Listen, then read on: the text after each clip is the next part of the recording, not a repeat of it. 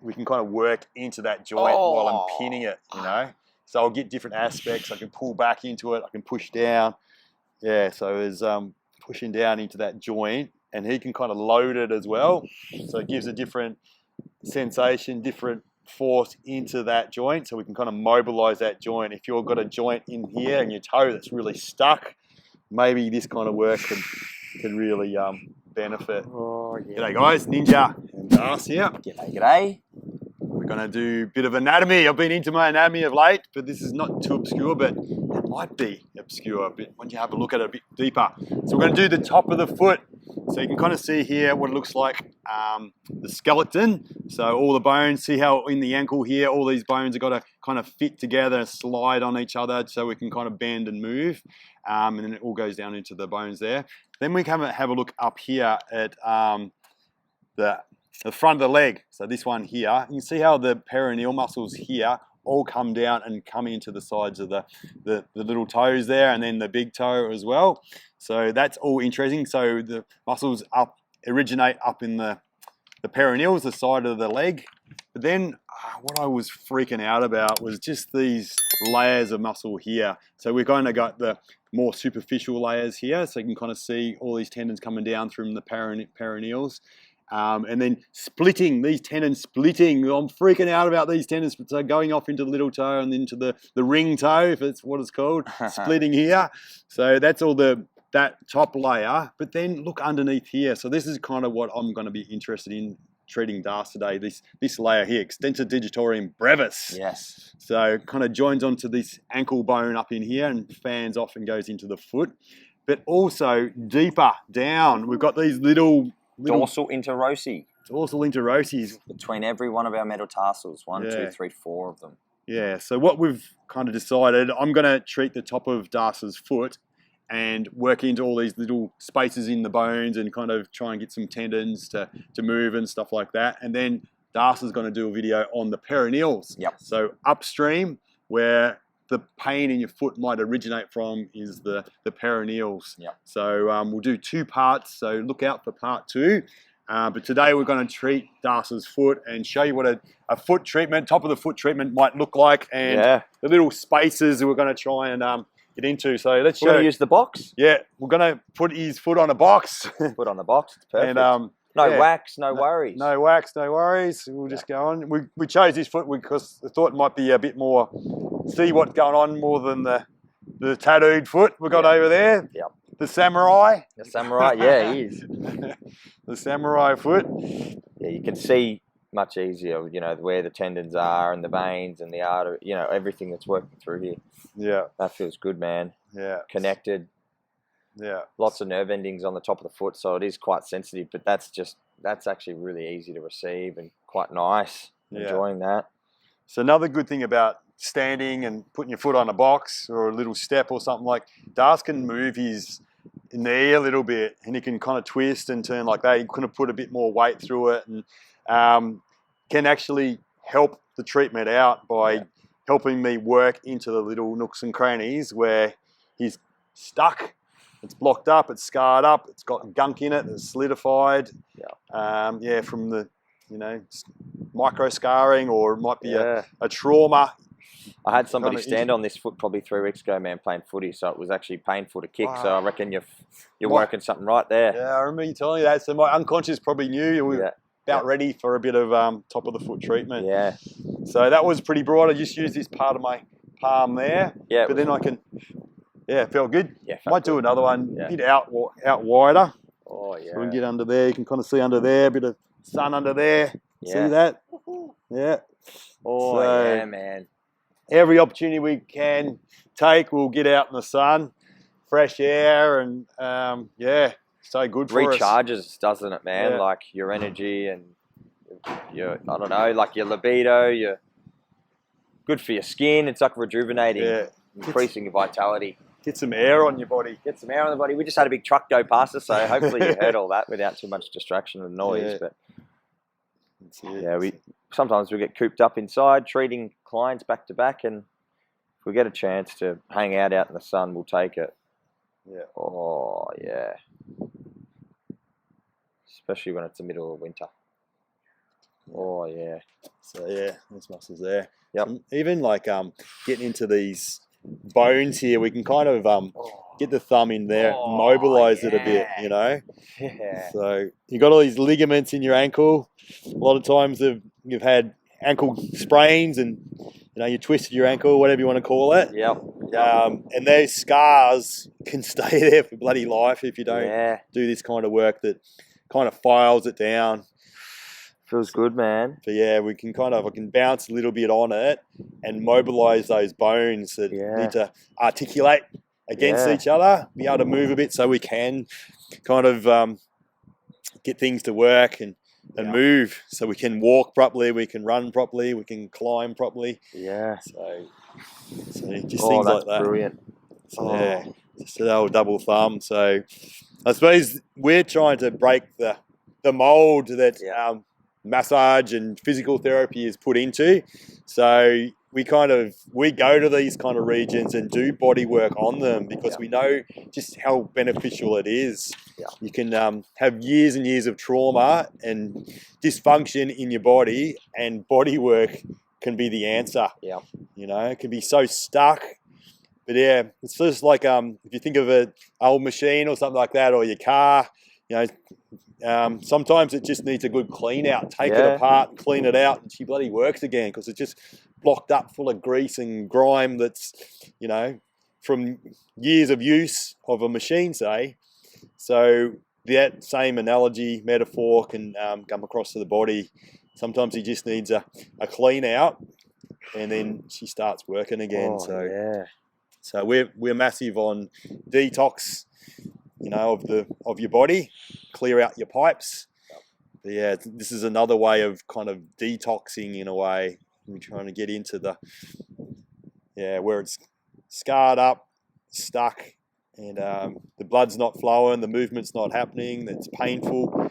And the remedy can quite often be pin and hold. Oh yeah, the fascia. Sure is, man. Yeah, I can feel that going into the rest of my foot, and it's relevant. It's So what I'm trying to do, I don't know if I'm going to get the spot again, but I'm trying to pin and hold this part here. Yeah. See how that bit there is joined onto that? All. Yeah, I'm joined onto that bone, and then it fans off, goes to the big toe, all of them. Yeah, the base of the big toe there, but all these muscles go to the base there of the toes. So So this is going to help extend your toes up, which is important and imperative in our gait and the way we walk. And I guess being in closed off shoes all day is going to create dysfunctions and poor habits in our biomechanics as well. So getting barefoot, getting exposure to this and getting some blood flow and circulation in here is crucial for a fully healthy functioning foot. We're huge on barefoot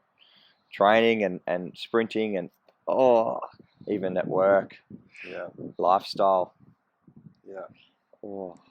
So with the foot, when we're looking at the top of the foot, and then you look at your own foot, it doesn't look like there's any muscle on there, does it? Yeah. Just skin and then bones underneath. Yeah. That's how we probably perceive it.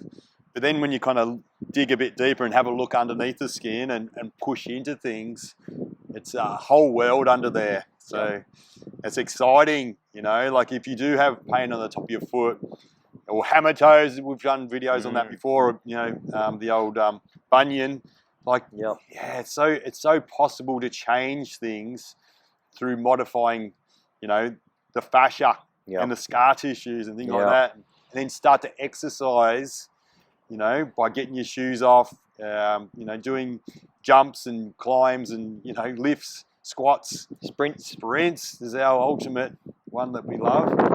It can really transform your life, really. It's not just the physical body. It's what you can do, and kind of a lot of times people are so worried about doing activity that they won't do anything because they're just so worried about how they're going to pull up. So they just got fear, and then they're just avoiding, some of the richness of life because they're so scared they're going to have pain the next day. So Oh wow, that's something there, man. Whoa. Oh, it's good. Yeah, so we're just sort of working thoroughly, slowly but surely. And so I might pull out of this one. Go for it, man. Yeah.